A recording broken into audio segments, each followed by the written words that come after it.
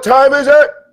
Ask the fight guys. Well, see, as a Bulls fan, you're supposed to say, you're not a Bulls fan, but you're supposed to, somebody says, what time is it? You're supposed to say, game time. No, it's Ask the Fight Guys time. Okay.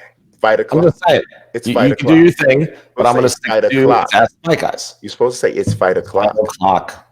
See, yes. You forgot about the old school. Try it again. Okay, let's do it again.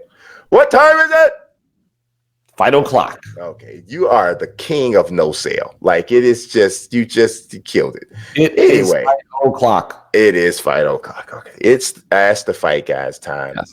And, I'm a little bit wondering, wow, I need you guys to, you guys don't want to ask us questions. You want to say mean things to Peter. Actually, I haven't taken any flack in a while. You haven't, which is pretty in good. A while. I've peaked.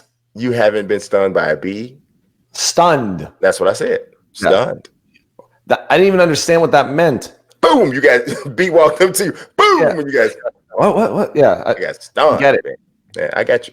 All right, but we do have a question from a hilarious person. Okay, I can't wait to hear it. This question comes from Peter Kahn. With the idea of Lomachenko versus Lopez, all but not happening next, and each fighter openly talking about having a voluntary title defense in the interim, do you think that George Kambosos Jr. would be a good matchup for Lopez in a non-audience environment as a TV-friendly competitive matchup? I'm asking for a friend. Well, first of all, this particular viewer is my least favorite of all the viewers that we've ever had in the history of the world. It was a great question, and it was very specific. I'm going to take it on. I should. I mean, considering he's asking for a friend, the least we could do is tell this Peter Kahn that, I think it's a great fight. I think that if you're going to pick somebody in the interim in the top 15 in the world ratings, why not pick the guy who's the highest rated contender? So give us some insight. What is going on with Kambosos Selby? All right. So all seriousness, I do manage George Kambosos Jr. Yes. I did ask that question. Mm-hmm. But it is realistic. I know we've heard about Teofimo fighting Devin Haney. That's not a fight for behind closed doors. Mm-hmm. Okay. Nothing against my client. Okay. Meaning, but Devin Haney and Teofimo Lopez, that does, I believe, sell out a venue. Mm-hmm. I think you can make a strong argument. I think there's also some hurdles there as far as where that broadcast takes place. Mm-hmm. Because you have Teofimo Lopez with Top Rank, which would have to be ESPN. Right. And you have Devin Haney with Matt, which would have to be the Zone. I just think there's a lot of things that have to be worked out. And then considering that happens with no live gate, there could be a nice, healthy live gate. So both fighters, meaning Lomachenko and Lopez, they're going to have to fight. They just can't sit on their hands indefinitely. Mm-hmm. Okay. The sanctioning bodies are going to want a title defense. Mm-hmm. They just can't be sitting on all those belts amongst the two of them, waiting for them to fight, because the longer the time goes by, the less likely we are of seeing them fighting each other without some activity. So George Kambosos Jr. was scheduled to fight Lee Selby on May 9th in Cardiff for the IBF lightweight eliminator. The winner would be the mandatory to face Teofimo Lopez for the IBF belt. Mm-hmm. Well, obviously that was going to, regardless of what happens, let's say that fight took place, George smashes Selby, he's the mandatory.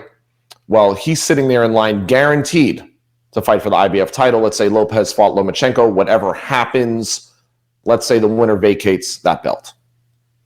For whatever reason, they move up in weight, whatever the case is. Well, then George would still be fighting for the vacant title against the next highest rated contender. So my point is, which is who? I don't know. Could be another one of the guys I manage. That's what, Emmanuel Tego. But anyway, point that I'm making is that Lopez and Kambosos would be an exciting fight to give the fans, meaning it's a very competitive, high energy, type A alpha male personalities that would no doubt leave it all in the ring and would provide, I think, the fans their money's worth for having to watch a world title fight at home with no audience. Whereas I definitely think that it would be a fan-friendly fight week and fight night with a lot of hype. I also believe that this is the type of fight that Top Rank can easily make because George is with DeBella Entertainment. There's zero impediment into making this fight happen. I talked to Teofimo's manager yesterday, who said exact words, "I'm not opposed to that fight." Now, it would have to take place in the United States, but he's not opposed to that fight.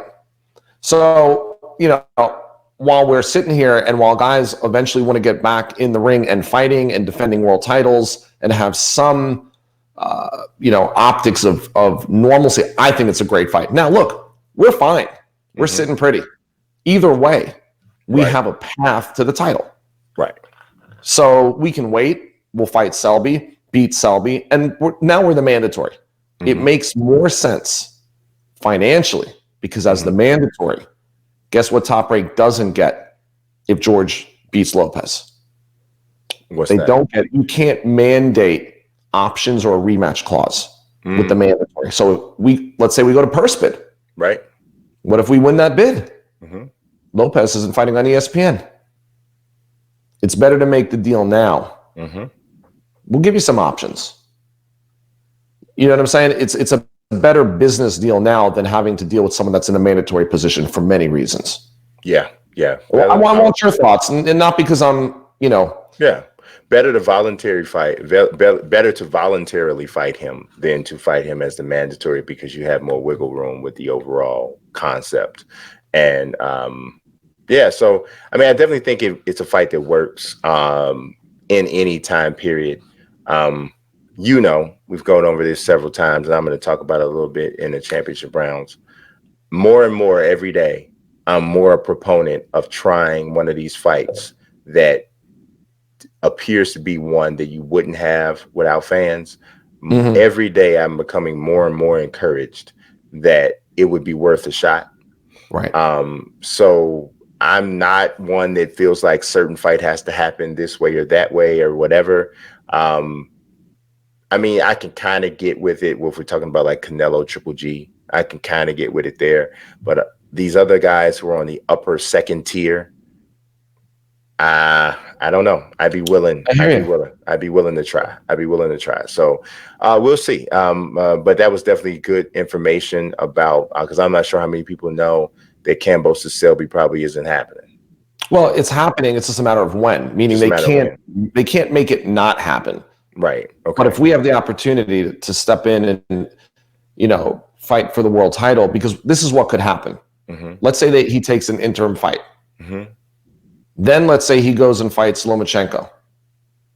If they're granting him a voluntary, it's going to have to be against the highest rated guy. Otherwise, you're now putting the very purpose of becoming the mandatory further down the line. Yeah. So we'll see. My platform, I can use it to self-promote a little bit. Hey. You use it to tell the truth. But it's not unreasonable. This is not far-fetched. We're already in line to become the mandatory. So, it's a very real option if that's something that they will do. Obviously, Selby won't particularly like you skipping him at the time. But you know what? Here's the deal. He fights the guy right behind him then for the mandatory. Yeah. He's still protected. And by the way, he's number one in the WBO. Yeah. How do we know he's not going to bail on us and fight Lomachenko in a optional? Yeah. Same deal could apply.